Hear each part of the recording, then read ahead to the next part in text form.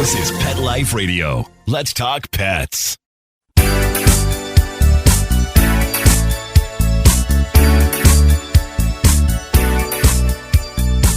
Hello, you're listening to Animal Party on Pet Life Radio. And last night, something very strange happened to me. And I'm going to tell you about that.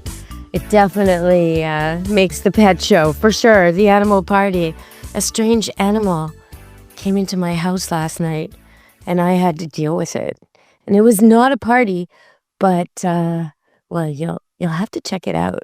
If you want to check it out while you're listening to the show, go to Deb Wolfe, that's my name, DEBWOLFE, Pet Expert, on Facebook.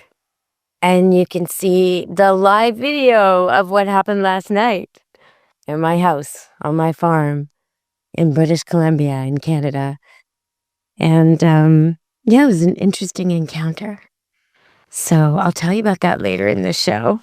I got quite a lot of pet news for you today, including something sad, kind of strange. Trailer Park Boys actor Bubbles, a Trailer Park Boys actor who plays the part of Bubbles, Mike Smith, is appearing in court for sex assault charges. It's something that happened in 2017, so it's a long time from now, but that often happens. Victims come to court later. But the sad part about this for me is he's one of the few people you see, one of the few characters you ever see in mainstream media dealing with cats. You never see cats on TV, in sitcoms or movies or anything. And Bubbles' character, he's called Bubbles because he loves to play with cats and make a bubble machine entertain them. And he's a pretty simplistic character, very lovable, likable, very strange, and very cat-friendly. So I'm sad to see that they're going to be cutting him out of the future Trailer Park Boys, at least for a while, until things settle. So hopefully they'll find somebody else who's a cat fanatic to put in his place. And because I do love the cat encounters on that show. Okay, so something else that was strange in the news is Tom Brady. Tom Brady has cloned his dog. Lua was the original, and in 2023 they took a blood sample, and he used the company Biotech, which is the same company, if you guys remember, that did the sheep called Dolly back in 1996. So Tom Brady got his dog Lua cloned, and the new dog is called Junie. I find this interesting on so many levels. I would love to meet the new dog if I'd met the old dog to see if they really are identical. And it's such a question of nature-nurture. Like, for example, when I would deal with the family that had a golden retriever, I'm thinking of one family in particular, and they had a golden retriever for years and years and years, and they raised their kids. Their kids were babies and grew up with this golden, and the golden passed, and they got a new golden. Now, there wasn't really much different about the puppies. Same breeder, same lineage. They picked the same type of puppy. But the first one was good as gold. And the second one was so mischievous. So mischievous! Now, is that because they were different in nature? Or is it because the first household, which had little kids and strict rules and, people who wouldn't compromise, like no dogs allowed on the table, no dogs allowed to beg, no dogs allowed to knock the child over, right? Like very, very strict, easy rules to obey. And a place for the dog, below the children in priority, right? So that was what the first dog experienced, golden retriever, wants to please. The second dog comes into a home with teenagers who are breaking the rules and bending the rules and spoiling the dog, and the needs of the family have completely changed. So was that nature or nurture? If you'd switched dogs with the first dog who was good as gold, been mischievous if it had been raised with the teenagers? I think probably. So it brings up all kinds of questions of nature and nurture, because I just love to figure out how different these two dogs are. And if you treat them the same, and how could you? How could you possibly? Well, I guess they're doing experiments where they control things like this, but I'd really like to know how much is nature and how much is nurture. And this is one of the few times you might be able to find that out. All right, we're going to go to break and come back and talk about some penguins. Yeah, penguins. They need to retire. That's right. Stay tuned on Animal Party, Pet Life Radio. Real people, real stories. Our little dog developed this lymph problem. The chemotherapy lasted for 6 months, started developing more lymph nodes. So I thought I'd just try carnivore. The lymph nodes started to go down. Then I took him into the vet to have him checked out, and there was no signs at all inside. My cat had issues that developed in his eye, and 3 months later, my veterinarian said, let's go ahead and remove the eye. I heard the carnivore on advertising, so I said, you know what? I'm going to order this product. They did the procedure. They did all the tests, and they said, I don't know what you did. This product saved his eye. I've got a Labrador. She could hardly lift herself up off the floor. The treatment was chemotherapy. That's when I said, this could be the ticket. About 3 weeks, you could tell. She was very alert. She was going on a 5-mile walk. She is just like prime again. Call 866-836-8735. That's 866-836-8735. Or visit carnivore.com. That's carnivora.com. Use promo code PETLIFE at checkout for 15% off your order at carnivora.com. Let's Talk Pets on PetLifeRadio.com.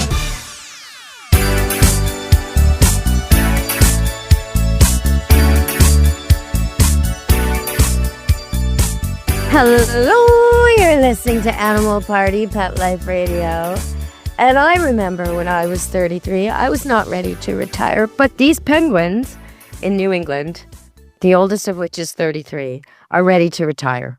So it's a funny story, but they're much older than they would be in the wild, and they've got all kinds of vision problems and issues, and so they've made them a little retirement home area with carpets and special goggles and all kinds of special things. So if you want to check this out, Lambert, New England, the retirement home for 7 aging penguins. It's absolutely adorable. All right. So I told you I had a strange visitor last night, and I sure did. If you want to see it, it's on Facebook, Deb Wolfe Pet Expert on Facebook. And okay, so I come into my office last night. I'm thinking, okay, I'm doing a radio show tomorrow. I should organize my desk. I should get all my notes together and figure out what I'm going to say and the order. And I come into the office and I hear all these papers rustling and this kind of banging on the window. And I think, oh no, what have the cats brought in this time? It sounds really big. This is not good. So I move toward the window, and it's a tiny little creature, about the size of a fist or a tennis ball when it's all tucked up. But spread out, it's a little bit bigger than that. Anyway, it was a northern pygmy owl. Northern pygmy owl. And I've seen them before. I've noticed them on fence posts. Sometimes in the winter in the pouring rain, you kind of glance, you feel like you're being watched, and you look around, and there's an owl on a fence post, little tiny guy. And I've even filmed them and posted them before, but I've never got this close. So there he was, trapped between my curtain and my window of my office, trying to get out, but there's a screen on the window, so I couldn't just open the window. So I was able to grab a towel, and whenever you're trying to rescue a bird of any kind, the best way to do it is to cover their eyes, is to cover them with a blanket or a towel, a really thick one if you've got one. But anyway, so I brought in a towel and I covered it, and I could see right away it wasn't struggling. Normally, I would keep it covered and hooded all the way until I'm ready to release it, because they have talons and they have beaks and they can hurt you. But this little guy was so calm. He was so sweet and gentle. And so I was able to uncover his face and give you a really good close-up of the beautiful white mask around his eyes. And at one point when I said to the camera, okay, well, we're going to let him go now, he almost winked. He blinked one eye like, okay, let me go. It was adorable. And so I was able to do the right thing, and probably my cats brought him in, but I'll never know. I mean, it's wintertime here, so everything's closed. So I don't know how he got in the house except for one of them bringing him in through the cat door. But I did release him, and he flew away, and all that was great. And I was thinking, what a passive little animal to be such a predator. So I started researching him. And it turns out, I probably should have used a thicker blanket, and I probably shouldn't have uncovered his face because they're among the most ferocious predators out there. It turns out these little pygmy owls bring down prey 2 and 3 times their size, even as big as chickens. And these guys are really tiny. You could hold them in one fist. But they bring down really big things. They bring down rats and mice. That's good. But they also have a real love. And this was disturbing, of songbirds and hummingbirds. That's their favorite food. Well, now I know he was hanging around my house because I have a lot of songbirds, and even in the winter, loads of hummingbirds. So I read more about him, and it turns out if you're not supposed to go near them, and you're not supposed to touch them, and if you are in a situation where you have to rescue them, you got to be really careful because they're supposed to be very aggressive. But this little guy really wasn't. He was super docile and gentle, and I almost wanted to stroke him, but I didn't. I resisted that because you never want to tame a wild animal. Took him outside as quickly as I could. But researching him a little bit, I find so many interesting facts about these owls. And one that I thought was really interesting is, well, first, they have this toot, toot, toot kind of a call that you'd probably mistake for a bird call because it's so high pitch. If you want to listen, you just Google northern pygmy owl sound, and you can hear it. There's a great website from Cornell. There's another one from Canadian Audubon Society. But just Google that, and you'll be able to hear it. It's a toot, toot, toot, toot, toot. Sounds just like a bird. And when I heard it, I realized I've heard it a lot. Okay, so that was one interesting thing. But the easiest way to find them is not by listening for them, although if you've got a good ear and you can pick out that high-pitched toot, toot, toot, toot, toot, they're the only bird or animal making that noise. So that's one way. Another way is like I was doing, look on the post, and if you see something round when it should be square, look more closely because that's a pygmy owl. So that's another way. But the third way, the most interesting way, is to watch for a songbird mobbing. Have you ever seen that? I sure have. When a whole bunch of songbirds seem really irritated and they make a lot of noise and a lot of ruckus, and as a whole flock, they seem to dive bomb something. You've probably seen it with eagles. Crows will do this to eagles, and other birds will do it to crows. It's basically a defense. When you've got a predator trying to take your eggs, take your babies, prey in your nest, harass your population, sometimes, if you're a little bird, you band together and you attack the predator and you chase it out. And that's what's going on. So if you're looking for these little adorable owls, check out what the songbirds are fussing over, and you might just find one. And as you probably know, I like to troll TLC shows for the animal mistakes they make. I love it when they make mistakes. So one of the shows that you're probably familiar with is The Real Housewives.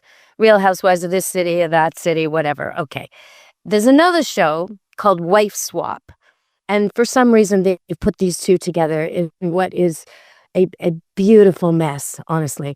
And delicious, absolutely entertaining. If you ever want to see a spoiled socialite clean out a barn, or you want to see a down-to-earth person have to go through a day of photo shoots and preening for social media, this is delightful. So in one of the scenes, we've got a fancy woman who's confronted with notes from the other mom, and it basically tells her the big horse bites and the goats are cracked out. So here she is. She's this socialite from fancy place, and she's transported into this home, and she's now got to go look after a bunch of critters, including goats and horses. And the note instruction is, the big horse bites and the goats are cracked out. Okay. Well, I could handle that, but I'm not sure. I'm not sure how these housewives are going to fare with real live animals. Real live animals. Good luck. Now, that one in particular grew up on a farm, so she might do okay. But it's been a long time, so she might take a fall. We'll have to see on that. There was something else in the news that caught my eye at Halloween, and that was somebody's pet monkey escaped into one of those shops, you know, those pop-up shops that sell the Halloween paraphernalia, the costumes and the buzzy lights and the sound-triggered giants and monsters and stuff. Okay, so a monkey, speaking of cracked out, pet monkey escaped into a spirit Halloween. And I can only imagine what ensued. There's some video of it, but they had to turn everything off. They had to try and get all the things to stop wigging out because the monkey was reacting to all the sounds and the lights and everything, and he was jumping all over the place. And okay, if you haven't got the message from me before, a monkey is not a good pet for anybody.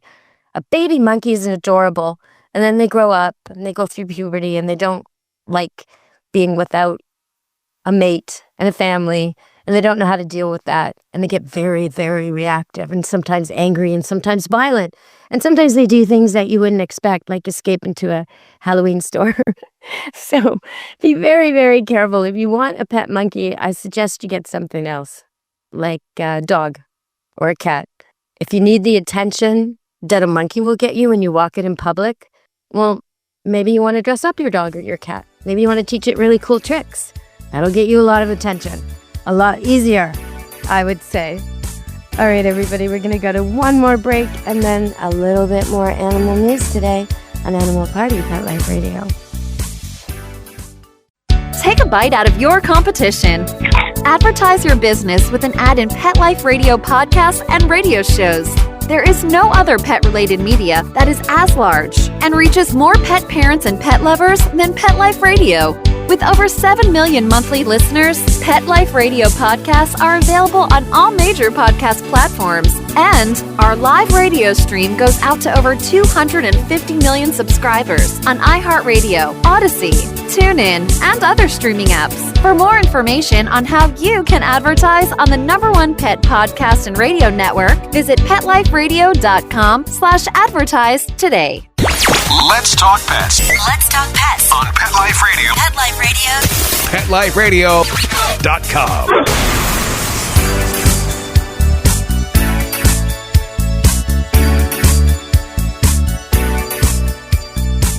Hello. We're back on Animal Party Pet Life Radio. And I wanted to talk about something just a little interesting that happened here at Camp Good Dog. I was noticing, and I'm not sure I've commented on this before, but there's been a few times lately where I've noticed dogs who are staying here, new dogs, and they're a little insecure and they're not sure. And then all of a sudden they realize, wait a minute, I get to run with no leash. Wait a minute, these people are really nice. They talk baby talk. They give me pets. Wait a minute, I get to do whatever I want and run and play. And this is a farm and I can get dirty and they don't care. They'll just clean me up. And what?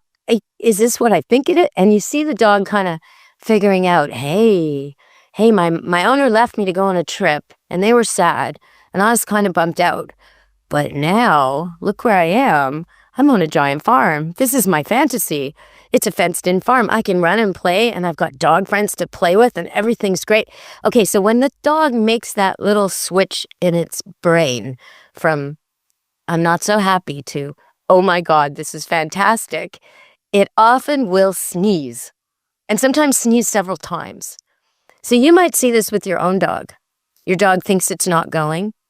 You've told it, no, I can't take you. I'm sorry. I'm too busy today. And it gives you those puppy eyes and you think, oh, okay, come get in the car. And your dog will sneeze like 3 times and get in the car. That's a mood change.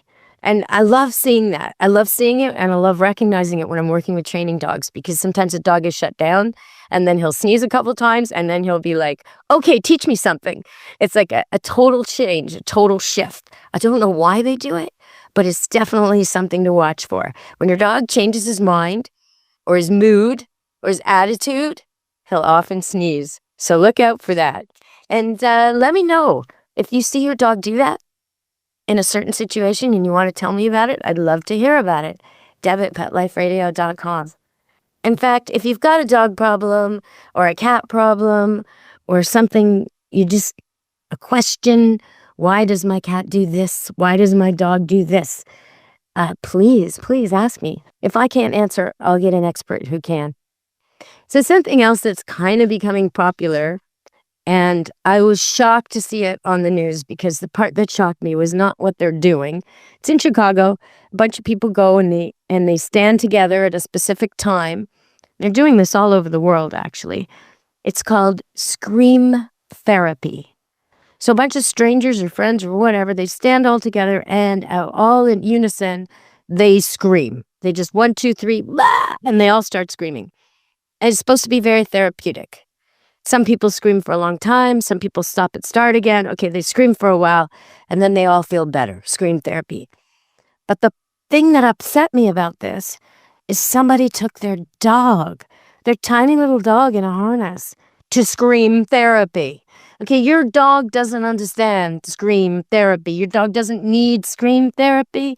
Your dog wouldn't. And then don't bring your cat either. Animals, pets, do not need scream therapy. They need to be left out of this nonsense. It may be good for you, but for them, especially the first few times, they're going to think there's humans panicking. It's going to make their heart race. They don't know that this is just therapy for you. This seems insane to them. And it will trigger all their emergency responses. It will flood them with stress. So even if you think you can do it a few times or do it at a distance and get your dog or cat used to it, which you probably could, why? You got to ask yourself, why? Your dog or cat would rather skip this one, okay? Just skip the scream therapy for your pets. Do me a favor. Same for fireworks, same for parades, same for anywhere where there might be broken glass or garbage or food they can grab without you seeing. So that's any kind of crowded situation. They don't want to be stepped on. They don't want to be scared. They don't want to get injured. They want to be left at home. So please do that for me and for your pets. All right, everybody, from Deb Wolfe from Animal Party and Pet Life Radio. Ciao, meow. Be good to your animals.